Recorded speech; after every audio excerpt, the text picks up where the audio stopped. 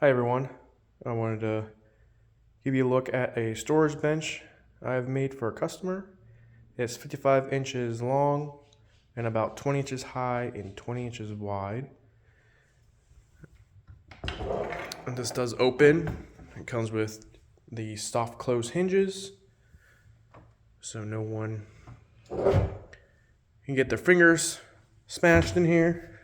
The top is polyed with 3 coats, stained with aged barrel, and the side is a gray color called Chain Reaction.